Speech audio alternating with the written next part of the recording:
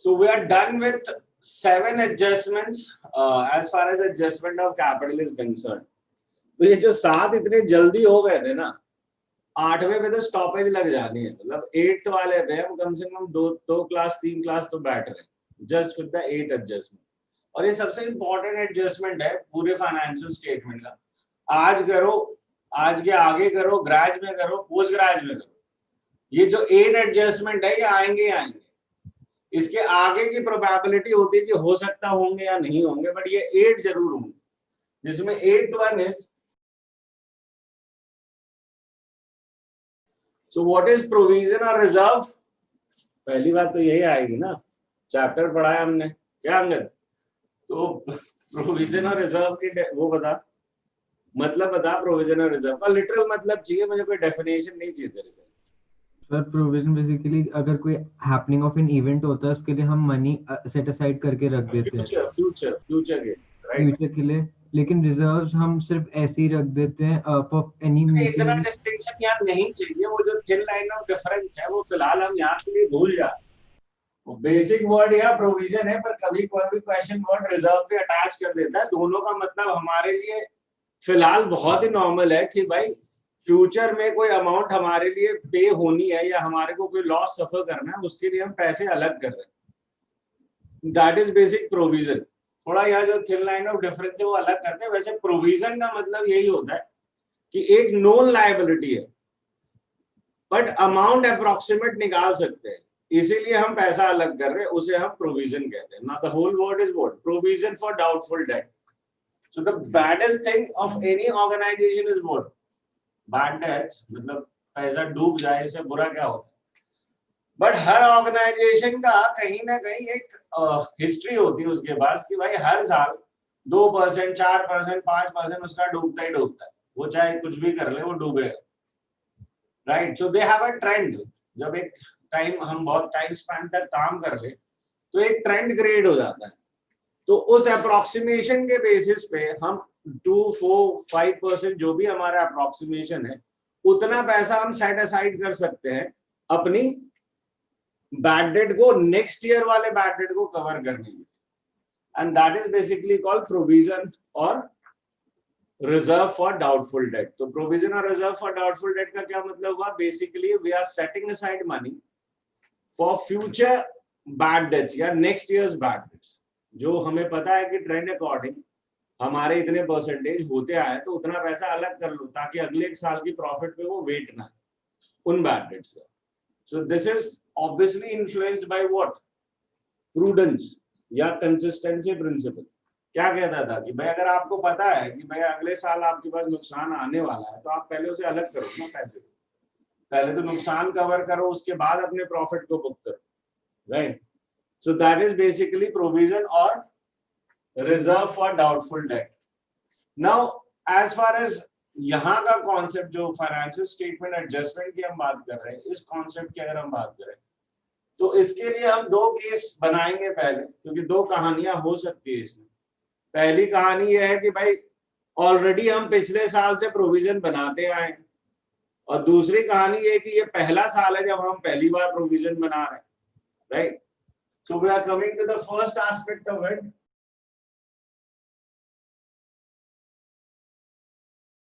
क्या है कि जब आपका ये जो प्रोविजन फॉर डाउटफुल डेट है, that's only given outside the trial balance. ठीक है, यानी कि ट्रायल बैलेंस के बाहर गिवन है, अंदर नहीं है इंफॉर्मेशन. तो लेट्स सी ये छोटा सा ट्रायल बैलेंस बनाते.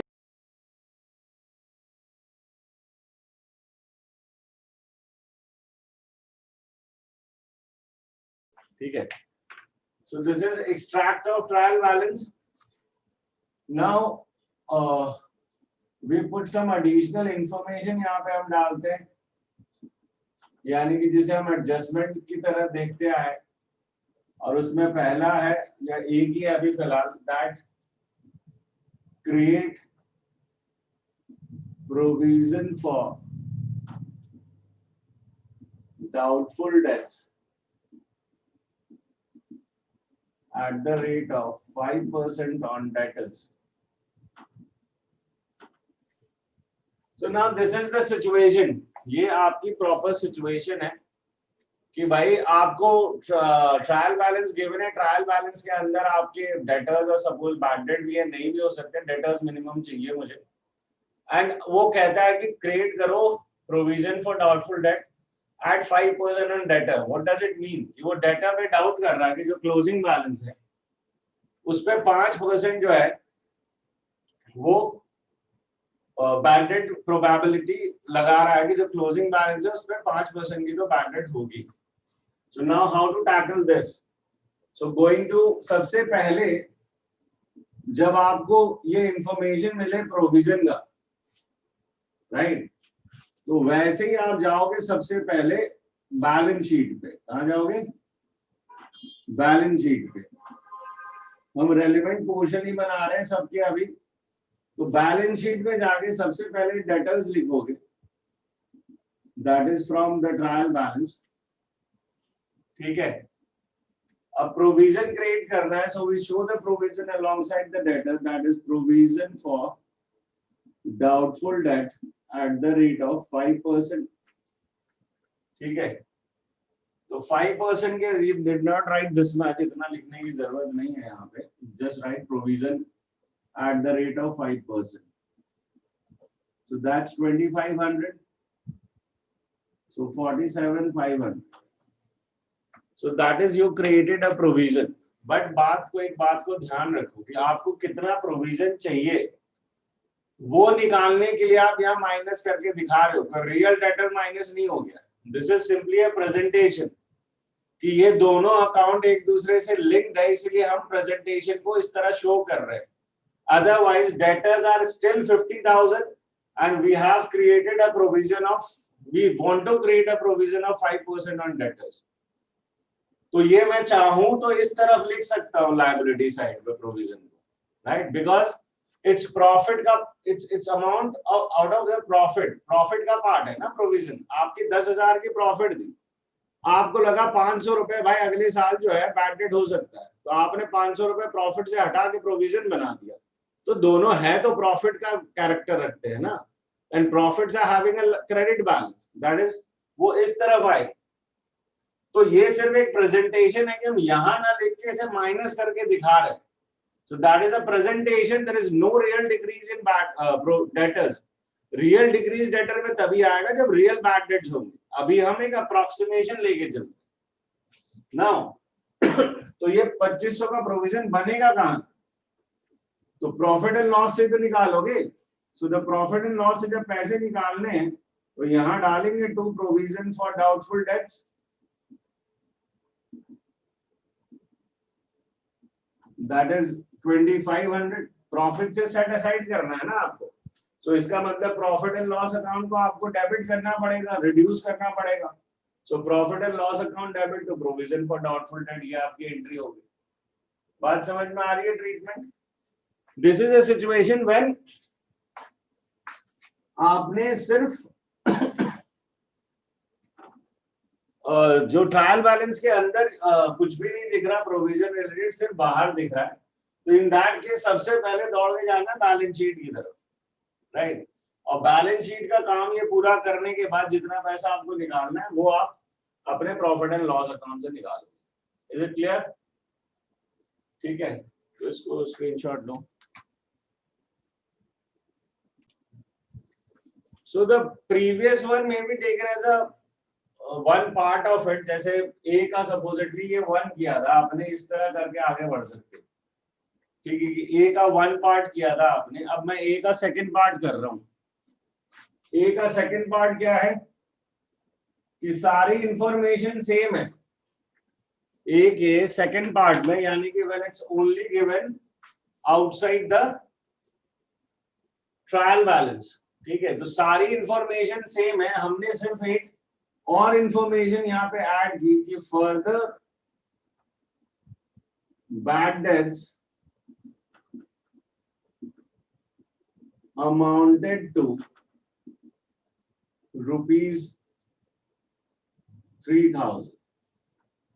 हमने एक और लाइन यहाँ पे ऐड करी कि जो बैड डेट है और 3,000 रुपए के हुए हैं, मतलब ये 2000 के बैड डेट तो थे ही पहले ट्रायल बैलेंसेस में, और ये जो अंदर है ये क्या बताता है, जो अंदर के ट्रायल बैलेंस है वो ये बताते हैं कि जो एंट्री बैड डेट तो डेटर थी वो ऑलरेडी हो चुकी है, इसीलिए वो अंदर ट्रायल बैलेंस में बैठे हैं, और इसका मतलब होता है वो एंट्री नहीं हुई है, तो अब हमारे को उसे जस्टिफाई करना है या पास करना है।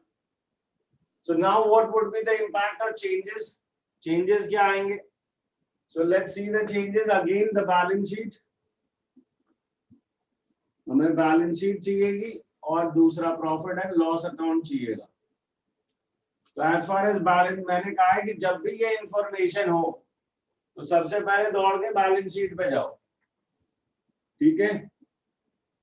बैलेंस शीट में आगे सबसे पहले डेटर्स लिखने हैं, दैट इज 50,000 इनसाइड कॉलम। अब चूंकि एक और इंफॉर्मेशन आगे, देयर वुड बी चेंज है भाई, बैड डेट हो चुके हैं ऑलरेडी, तो फिर 50,000 पे थोड़ी डाउट करेगा आदमी। जब 3,000 और बैड डेट हो चुके हैं तो डाउट तो 47 पे होगा ना। डाउट किसे कहते हैं? डाउट इज बेसिकली सिचुएशन जहां पे आप कंफर्म नहीं हो कि इसमें से कितने देंगे। 50 में से 3 तो बाहर वो कह रहे हैं कि डाउटफुल हैं, राइट। तो डाउटफुल अगर हैं तो सबसे पहले तो मुझे बाहर वाले बैड डेट माइनस करने पड़ेंगे यहां से। So I deduct the bad debt given outside. ये मैं सिर्फ आपके लिए लिख रहा हूं आउटसाइड वर्ड, ये लिखना नहीं है वहां कि जो बाहर बैड डेट गिवन है ट्रायल बैलेंस के, पहले उनको हटाओगे, तो उनको हटा दिया तो ये तो ऑलरेडी जा चुके, तो 3,000 हटाया हमने तो बचे 47,000। तो डाउट जो हम है इन पे करेंगे ना, ये वो डेट बचे हैं जो हमें फ्यूचर में पैसे देंगे। 3,000 तो आज की डेट में जा चुके हैं हमारे, तो इन पे बनाएंगे हम provision eight the rate of 5%, इस पे बनेगा। सो दैट इज 2350, ये इतने का प्रोविजन बनेगा, जो डिफरेंस होगा वो बाहर आएगा, दैट इज 44,650। बात समझ में आ रही है कि जब भी इंफॉर्मेशन हो तो सबसे पहले किधर भागना है? बैलेंस शीट में। अब अगर बाहर बैड डेट है, इसका मतलब है कि जो फिगर डेटर का 50,000 का है ये सही नहीं है। डेटर तो ऑलरेडी 3,000 के जा चुके, ये इंफॉर्मेशन उसी दिन की है, तो पहले इसको सेटल करो इस 50 से, फिर आओ प्रोविजन वाली बात हो, ठीक है। तो अब टोटालिटी पे हमें पीएनएल से लेना क्या है?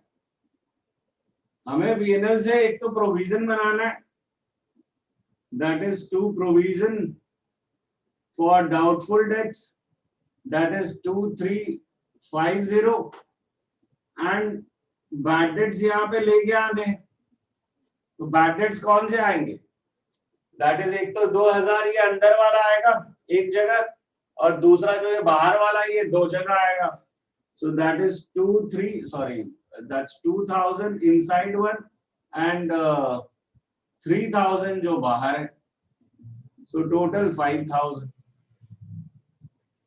वापस से आता हूं कि सबसे पहले ये करने के बाद हम यहाँ पे आए, यहाँ पे हमने बैड डेट को कंसिडर किया। अब सबसे पहली बात समझो कि जो बाहर की चीजें हैं वो 2 जगह जाएंगी, तो बैड डेट आपने यहाँ माइनस किया तो यहाँ तो दिखाना पड़ेगा, राइट। फिर आए हम प्रोविजन पे, इस पे जो बचा हुआ अमाउंट है उस पे प्रोविजन क्रिएट किया, तो ये भी 2 जगह जाएगा, ये भी बाहर का आइटम है, तो यहाँ तो लिखा, फिर हमने यहाँ पर भी लिखा। अब कहानी है जो बैड डेट अंदर पड़ा हुआ है तो वो एक जगह जाएगा, वो एक ही जगह है, बिकॉज इट्स अ लॉस, तो वो अपनी नेचर के अकॉर्डिंग क्लासिफाई। तो कहानी समझ में आती है ये बैड डेट की? हाँ जी, क्लियर है ये? तो कॉन्सेप्चुअली क्लियर करो अपने आप को इस बैड डेट से। इसका इम्पैक्ट 12वीं तक जाता है, ये बता दूं मैं आपको। जर्नल एंट्रीज उधर भी इसकी चाहिए, ये ऐसे पूरा चैप्टर भी आ सकता है, पर एक लाइन जरूर आएगी। जितना आपने यहाँ पढ़ाई करी है ना, ये सारी की सारी उधर काम आती है, चाहे माइन्यूटली काम है, चाहे आपकी 1 मार्क के लिए काम है, हाफ मार्क के लिए काम है, पर काम आती है, ठीक है। स्क्रीनशॉट लो। चल तेरे से स्टार्ट करते हैं। सबसे पहला काम है पुराने चैप्टर वाला। पिछले चैप्टर में क्या किया था हमने? हम पहले अपनी कुछ चीजें सजा के रखते थे, हम बाद के इंतजार नहीं करते। दैट इज हमने टू ओपनिंग स्टॉक लिखना है, नॉट द वैल्यूज। हो या ना हो हम अपना काम करते रहते हैं। 2 परचेजेस, ऑब्वियसली क्वेश्चन पढ़ने के बाद, right, purchase returns by sales minus sales returns. ठीक है, फिर हमने यहाँ पे कैपिटल फिक्स करी भी अपनी, और हमने फिक्स करा हुआ है अपना नॉन करंट एसेट्स, और हमने फिक्स किया हुआ है अपना करंट एसेट की पोजीशन। ये हम बाय फार कोशिश कर रहे हैं कि जो बैलेंस शीट है वो, मतलब जो मार्शलिंग और बैलेंस शीट का तरीका है उसके अगल बगल रहे। एग्जैक्ट करना एग्जाम में हमारे लिए पॉसिबल होगा नहीं, इसलिए दिमाग लगाना भी मत। बट वी हैव, हमने परमानेंस के बेसिस पे ऑलरेडी से सेट कर रखा है। अब इसके अंदर के आइटम ऊपर नीचे हो सकते हैं, उसका हम कुछ नहीं कर सकते, राइट। तो नेक्स्ट चलो, एडजस्ट क्या है, पहली एडजस्टमेंट, स्टेप 1 क्या है, सारे एडजस्टमेंट खत्म करने। तो what's the first adjustment? Closing stock was valued at 67,700. However, its market value is 61,700. कहाँ जाएंगे? बाहर सर, की चीजें दो जगह एक साथ पहुंचा देनी है, तो कहाँ हाँ जाएगा? जी सर, एक ट्रेडिंग अकाउंट में जाएगा, दूसरा करंट एसेट्स के अंदर जाएगा। सो बाय क्लोजिंग स्टॉक कितना है यहाँ पे अमाउंट? 61,700। तो लोअर वाला वैल्यू यही है क्या? हाँ जी सर। लोअर वैल्यू 67,700 है, 61,700 है सर। कौन सी वैल्यू बोली आपने? सर 61,700। हाँ, ये वैल्यू आएगी because closing stock is valued as cost of market value और net realisable value whichever is lower. तो ये एक जगह हुई, अभी साथ के साथ दूसरी जगह खत्म करना। बोलो कहाँ जाएगी दूसरे करंट स्टॉक एसेट्स का? तो यहाँ स्टॉक लिख देंगे 61,700। आपका अगला क्या है? Depreciates furniture and machinery 10% per annum and delivery van 20% per annum. कैसे स्टार्ट करें इसे? So delivery van तो अंदर 15,000. है वो एक एक करके बताओ, अंदर क्या क्या? हाँ, delivery van 15,000 है। तो डिलीवरी वैन 15,000 है, इस पे डेप्रिसिएशन कितना होगा? इस पे 20% per annum है। तो less depreciation eight the rate of 20%, और उसे टिक कर दो 15,000 को वहां पे, अपने वहां पे ट्रायल बैलेंस में एक छोटा सा टिक लगा दो कि डन विद दिस। क्योंकि आप एक बार यहाँ लेके आ जाते हो तो इसके बाद इसे बार बार लाना थोड़ी है। ट्रायल बैलेंस की जो चीज है वो एक ही जगह आएगी, तो जस्ट मार्केट एक छोटा सा टिक लगा दो कि कर लिया भाई। ठीक है, अगला क्या है? फर्नीचर 5,000 है, उस पे 10% depreciation लगेगा। एक मिनट, थोड़ा धीरे बोल ले, लिखना भी पड़ता है मेरे भाई। फर्नीचर कितने का है? 5,000 और इस पे डेप्रिसिएशन कितना है? 10%। Less depreciation eight the rate of 10%, ये 500 रुपए हो गए क्या? चलो ठीक है, दैट्स हाउ मच? 4,500। फिर क्या है? और अब ये एक एडजस्टमेंट है इसमें, 6th वाली, a new machine was installed on 31st December 2019 costing 15,000 but it was not recorded in the books as So this is a completely new machine to be incorporated है ना? तो ये जर्नल एंट्री नहीं हुई है तो हमें करनी पड़ेगी ना। क्या करोगे इसकी जर्नल एंट्री? बोलो। machinery debit to तू कौन? how मैं? much तू क्रेडिट cash। भाई, हाँ, creditor होगा ये। हाँ, ये पे नहीं ये करा। दोनों दिखाने पड़ेंगे। आपकी मशीनरी आप यहाँ पे दिखा दो कितने की है मशीन? 15,000। हाँ, 15,000। 15,000 की मशीन अगर यहाँ दिखाओगे तो साथ के साथ यहाँ पे क्रेडिटर्स फॉर मशीनरी भी दिखाना पड़ेगा। जब एडजस्टमेंट करोगे तो डुअलिटी का ख्याल रखना कि बाहर की चीजें दो जगह, if there is a adjustment और ओमिशन, तो आप बेसिकली रेक्टिफाई कर रहे हो ना।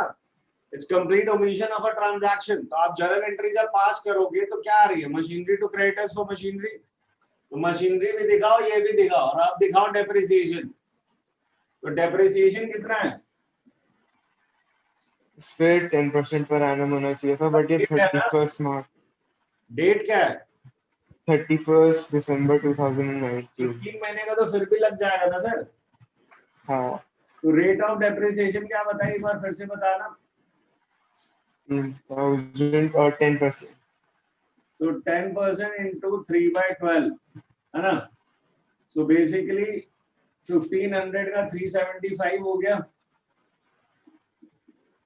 3 महीने की लगेगी ना डेप्रिसिएशन, ठीक है? कैलकुलेशन चेक कर लेना भाई Sharma ji. So that is 14,625, ठीक है? समझ में आ रही बात? तो आफ्ताब तेरा काम खत्म हो गया क्या? हाँ, और कुछ तो नहीं है। और जी तेरा काम खत्म नहीं हुआ, स्टेप 1 इग्नोर मार रहा है तू फिर से, कि जब ट्रांजैक्शन हो तो उसे दो जगह पहुंचाना है। तुमने डेप्रिशिएट तो कर दिया, हाँ, डेप्रिसिएशन डेप्रिसिएशन, हाँ, और वो पीएनएल का पार्ट है तुम्हारा डेप्रिसिएशन। तो यहाँ थोड़ी जगह छोड़ के नीचे कहीं से भी शुरू कर दो, टू डेप्रिसिएशन ऑन, और एक एक करके सारे लाने पड़ेंगे। दैट इज डिलीवरी वैन, वो है तुम्हारा 3000 का, और क्या है? फर्नीचर, वो है तुम्हारा 500, और तीसरा है तुम्हारी मशीनरी, वो है कितनी? 375। तो 3875 आपकी डेप्रिसिएशन हो गई। So it's over only when both the works are done. Over तभी होगा जब दोनों जगह पहुंचा दे। और इसको ध्यान रखना पड़ेगा कि जब बाहर की चीजें हम डील कर रहे हैं तो वो दो जगह जाएंगी, अगर वो एडजस्टमेंट्स है या अगर उसकी कोई जर्नल एंट्री 31 मार्च 2020 को बनती है। अगर कोई ऐसी चीज है जिसकी 31/3/2020 को एंट्री नहीं बन रही, वो अंदर के बारे में कोई डिटेल है, तो उसकी जर्नल एंट्री दो इफेक्ट नहीं लेगी, क्योंकि उसकी जर्नल एंट्री हम आज पास ही नहीं करते, राइट? तो वो हमने पिछले एग्जाम्पल में देखा था, जब उन्होंने इंफॉर्मेशन दी थी कि अंदर जो मशीन पड़ी हुई है वो इस डेट को खरीदी गई थी, तो इस बात की कोई एंट्री नहीं हुई। दैट वाज एन इंफॉर्मेशन, हमें डेप्रिसिएशन निकालने में सहूलियत हुई, राइट? मतलब obviously that was a hint towards determining the depreciation, right? Sharma ji अगला क्या है? Outstanding rent amounted to 900 rupees. क्या करना है इसका? सर इसमें प्रॉफिट एंड लॉस में जाकर पहले रेंट अंदर से खोजेंगे, रेंट लिखेंगे। कितना है रेंट अंदर, और उसे टिक लगा देंगे। 10,700 अंदर 10,700 का है, और फिर हमें क्या करना है यहाँ? आउटस्टैंडिंग रेंट प्लस करना है। प्लस आउटस्टैंडिंग कितना है? 900। Okay, done? Yes. No, we are never done when we are done only at one place. तो कैसे डन हो जा रहा है मेरे भाई? बार बार एक चीज क्या पूछवाता रहता है? आउटस्टैंडिंग एक ही जगह आएगी क्या तेरी? नहीं, तो दूसरी जगह कौन पहुंचाएगा? नहीं कर रहा है। आउटस्टैंडिंग रेंट दूसरी बार यहाँ पर भी तो आएगी, ये दो जगह आनी है, बार बार कह रहा हूँ कि यही मेन चीज है। ये जो बाहर के है इन्हीं के मार्क्स, अगर 15 मार्क का क्वेश्चन है तो 10 मार्क के बाहर वाले चीजों का है, बाकी 5 मार्क है बाकी चीजों। ठीक है यस। अंगद? So bad क्या है भाई? the bad debts rupees 200. ओहो, बैड डेट 200। तो बैड डेट ही है इसमें, इसमें हमारा प्रोविजन का कहानी नहीं आई क्या? चलो कोई बात नहीं, ये नॉर्मली हो गया। चलो बाकियों का काम। नॉन करंट एसेट्स में सन्ड्री डेटर्स लिख देंगे 18 सन्ड्री डेटर्स यहाँ पे लिख देंगे। How much? में 18,200। 18,200। और सर बैड डेब्ट्स अंदर गिवन है 3,000। अंदर से क्या रिश्ता है अभी?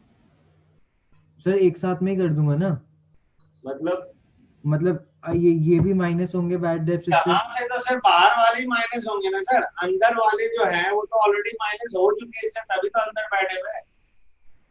अच्छा ओके सर। अंदर वाले ऑलरेडी दिए हुए हैं तभी तो अंदर बैठे हुए हैं।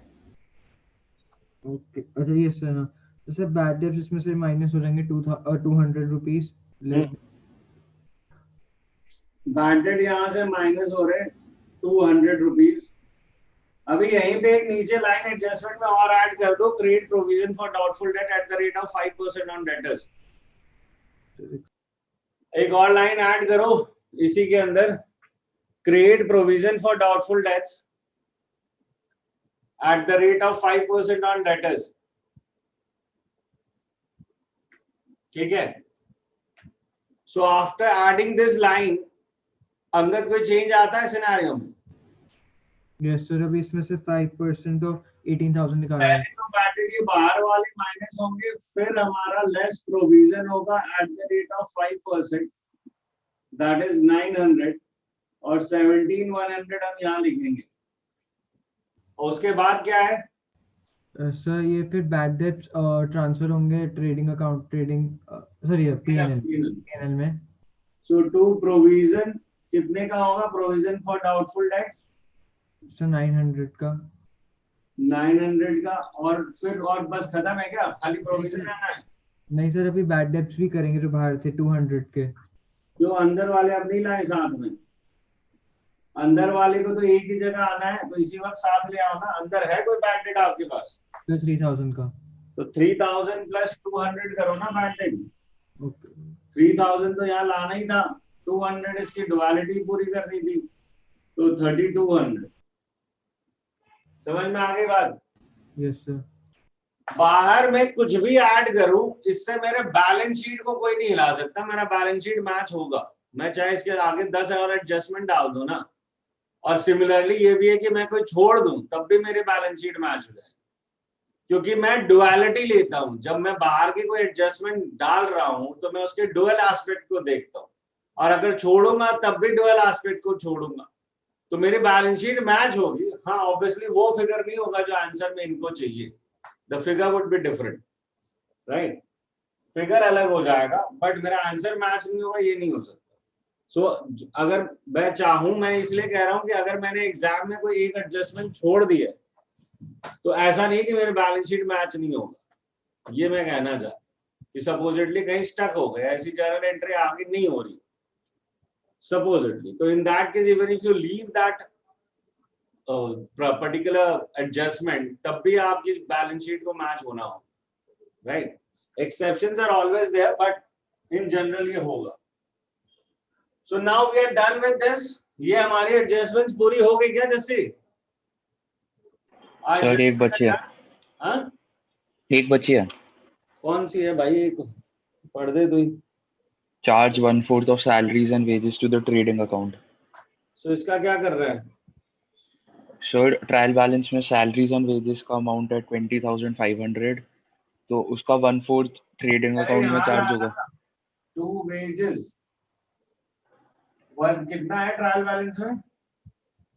सर वो साथ में दिया हुआ है, सैलरीज एंड वेजेस। सर आपने बोला था कि सैलरीज पहले आए तो पीएनएल सैलरी पर वो अब क्वेश्चन अगर कह देगा तो हम कुछ नहीं कर सकते ना।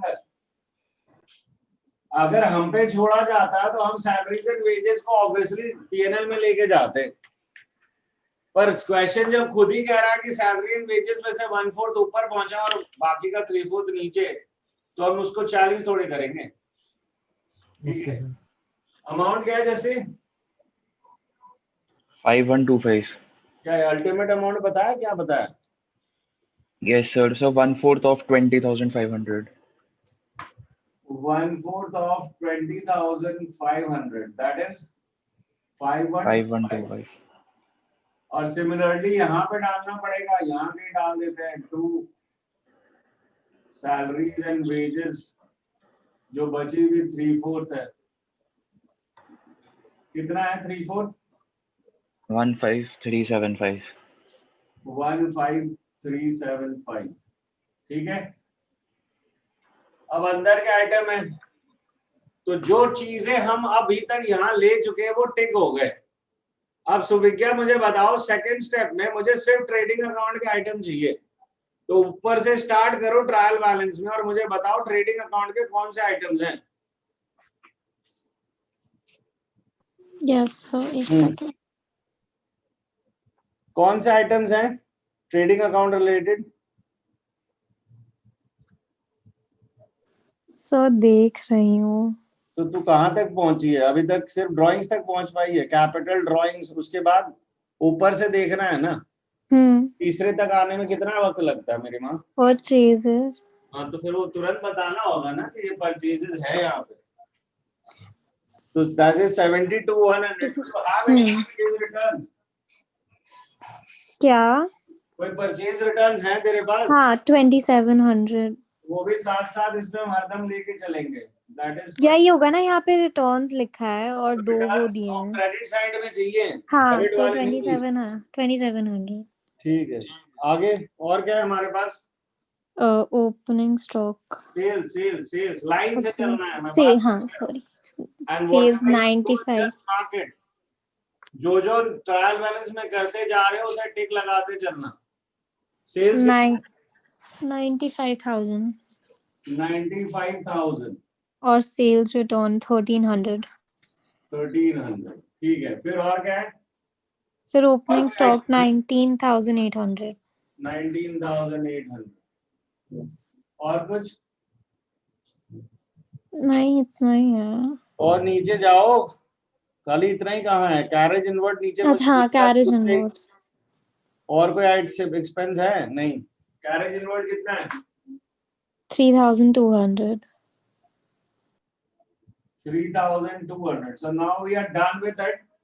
अगर मैं अप्रोक्सीमेट आइडिया लगाऊं तो ये मुझे प्रॉफिट सिचुएशन दिख रही है, राइट? बिकॉज ये कहीं ना कहीं 150 है।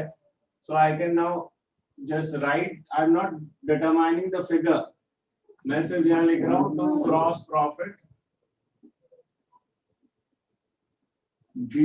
CD अमाउंट जब आएगी तब आएगी, और इधर लिख रहा हूँ बाय ग्रॉस प्रॉफिट BD। मैं अपनी जगह मैनेज कर रहा हूँ सिंपली, ठीक है।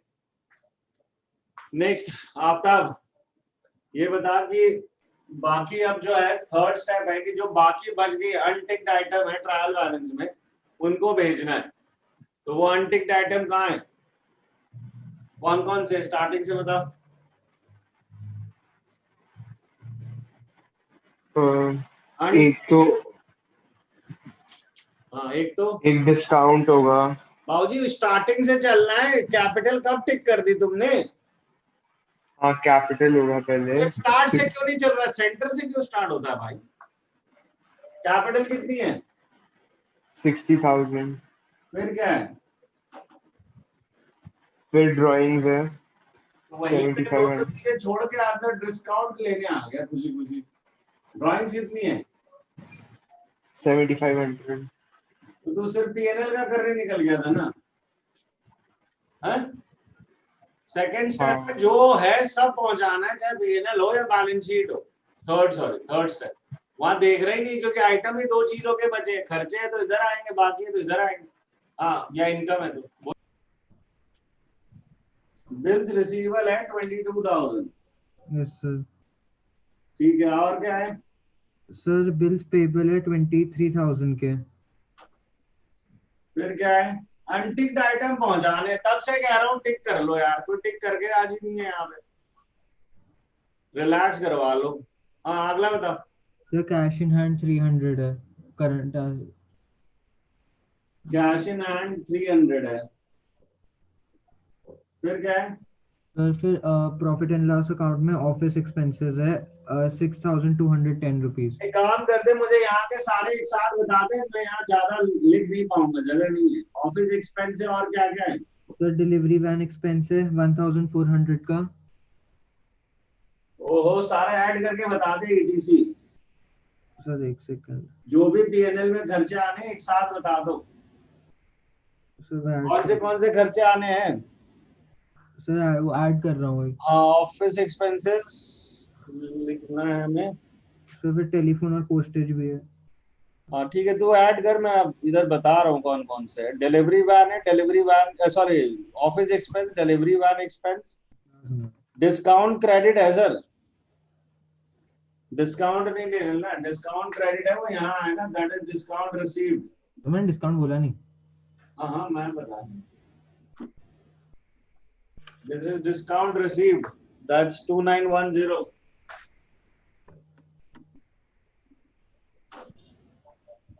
And टेलीफोन आएगा, पोस्टेज आएगा, फर्नीचर नहीं आएगा, प्रिंटिंग एंड स्टेशनरी आएगी, कमीशन आएगा, कैरेज इनवर्ड ले चुके हैं, सैलरीज एंड वेजेस ले चुके हैं। तो जाओ just tell me the amount. तब तक मैं ट्रेडिंग अकाउंट का टोटल लिखता हूँ। So the trading account total is 155,400. So it's basically 93,700, 155,400. So you get a profit of, gross profit of 57,875. Sir आ गया 14550 सारे एक्सपेंसेस। 14550, ये तुम्हारे बाकी खर्चों का टोटल हो गया, right? Yes sir. Now we have got a gross profit here of 57. How much it is? 57,875. अब ये gross profit basically transfer होगी यहाँ पे, that is 57,875. Now you again total it in the same manner जैसे ऊपर किया, दोनों side total करो। So the total is 27,875 plus this, that is 60,785. अब ये थोड़ा सा फाइट होगा हमारे लिए, क्योंकि हमने ले लिए पंगे। यहाँ पे प्रोविजन हमने ले लिया है 900 का, राइट? तो प्रॉफिट गेट्स रिड्यूस बाय 900, तो हमारा प्रॉफिट आ रहा होगा 5075।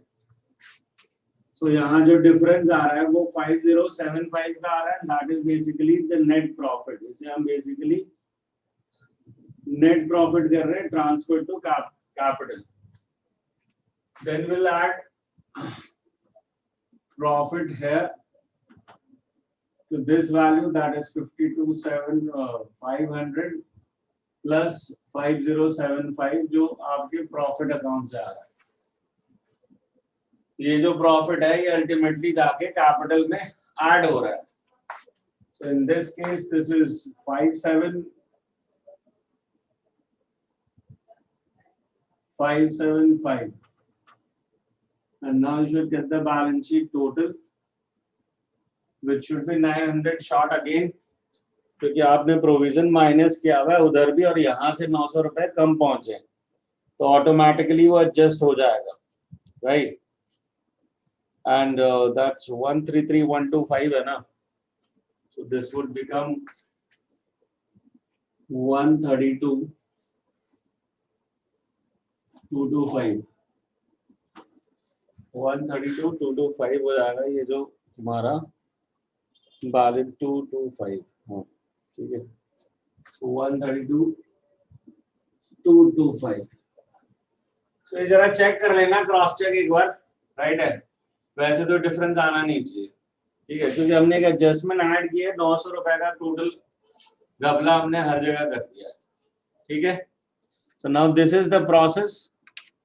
और कहानी को समझो कि इसे बनाना कैसे है। ये मैंने बार बार कहा, यहाँ पे टाइम कैसे आप सेव करोगे बनाने में, ये ज्यादा बड़ा आर्ट है as far as exam is concern. अगर रियल लाइफ होती तो मैं भी नॉर्मल प्रोसेस से ही चलता कि पहले मैं बनाता है आराम से ट्रेडिंग अकाउंट, फिर बनाता प्रॉफिट एंड लॉस अकाउंट, फिर बनाता मैं balance sheet. But exam scenario में पॉसिबल नहीं होता, इतना आराम वाला वक्त होता नहीं है हमारे पास। सो इसीलिए कहा पहले एडजस्टमेंट को अगर कवर कर लोगे तो your major part has been covered. बाकी चीजें फॉर्मेलिटी है, वो पिछले चैप्टर में करके आए हो, तो इसमें नया कुछ नहीं कर रहे।